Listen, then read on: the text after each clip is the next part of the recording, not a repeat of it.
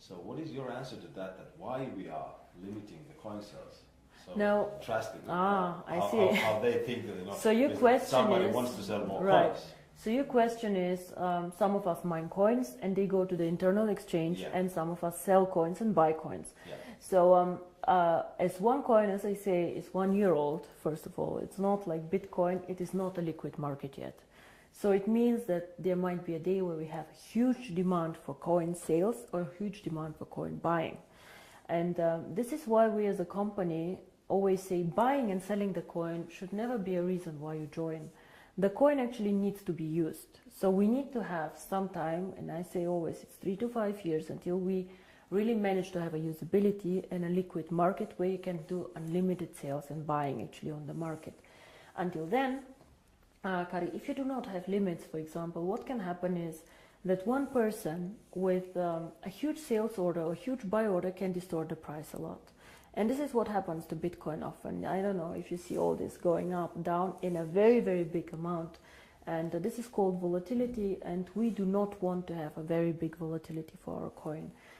People do not understand how it can be that Bitcoin today is worth $500 and tomorrow only 400 within a day. This is very disturbing, and if you are a merchant who takes Bitcoin, you don't want to have this. Because you want to be sure that if you take a Bitcoin today, it will not be valued 20% or 30% less tomorrow. Of course, you're very happy if it's valued 30% more, but it goes both sides. Absolutely, yeah. So cryptocurrency is one of the riskiest assets actually out there. High volatility, low liquidity on the markets.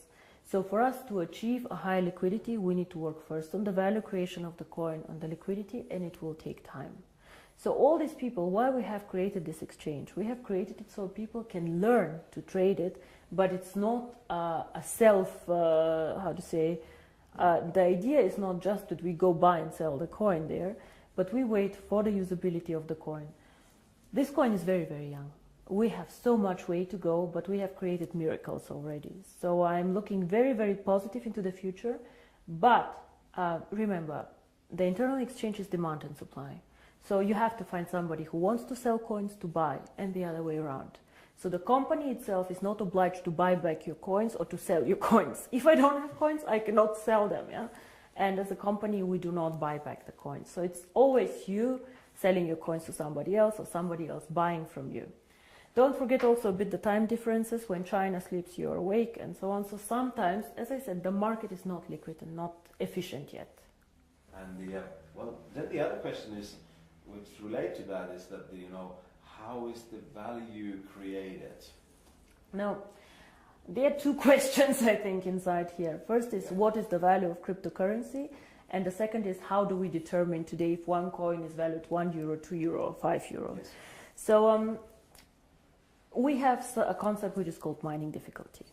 And there are calculators out there on the internet for Bitcoin. Everybody can Google them. You just Google Bitcoin mining difficulty calculator and you see how this is calculated. It's a very, very simple thing.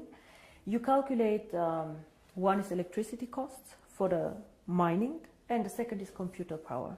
So to mine a coin, you need obviously a computer to do some calculations and electricity to get the computer running. So depending on these two things, the mining difficulty grows or goes down.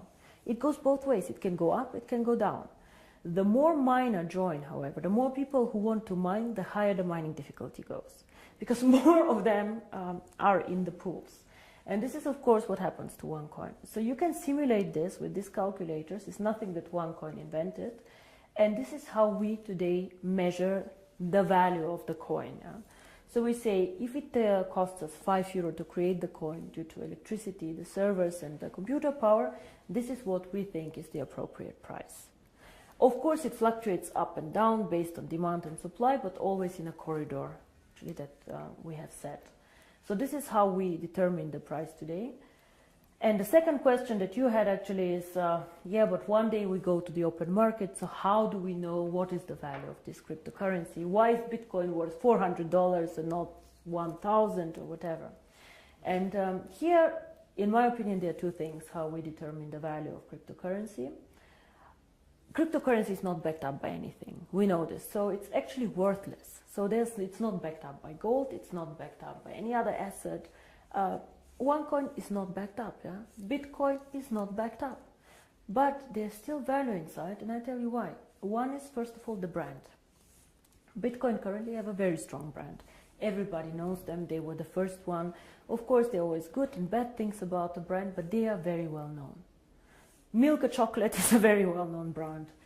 Procter & Gamble are a very, very strong brand. So the more people joining OneCoin and the more people speaking about OneCoin, the stronger our brand becomes. And this, I think, is something that makes us really a family, because if you go in the network marketing approach and go and sell shampoo, it does not make you stronger if somebody on a sideline sells shampoo. Only your downline makes you happy. But here, if another team makes OneCoin popular out there, this makes also your coin stronger and your team stronger. And this is something very, very special about OneCoin, I think. So the brand. And we have currently about 2 million paid members. In the database, we have over 10 million people who know about OneCoin. So we for sure have more users than Bitcoin, for sure. We are different, we are in a different system, but there are 2 million people who tomorrow could start using the coin if we want to. And this is great. So this is one part of the value, but most people use Bitcoin currently as value storage, like gold. I put it in the safe and I keep it there, which is okay, but a bit of a dangerous concept. Everything that goes up can also go down, and you're not special.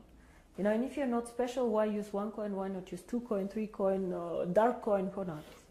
So we are probably one of, or probably the only company who focuses so much on usability of cryptocurrency.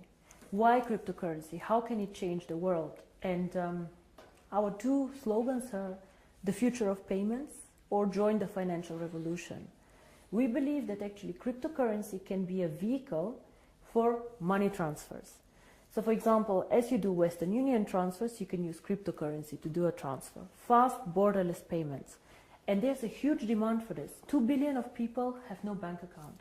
2 billion. Of course, we cannot capture all of them.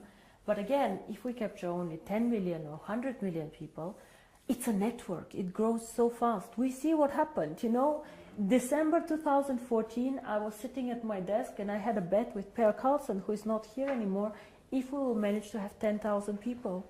And we did a huge celebration with 10,000 people. Today we have 2 million after 12 months. It is incredible, and this is the network effect. The more people know about OneCoin, the more they will come and the stronger the brand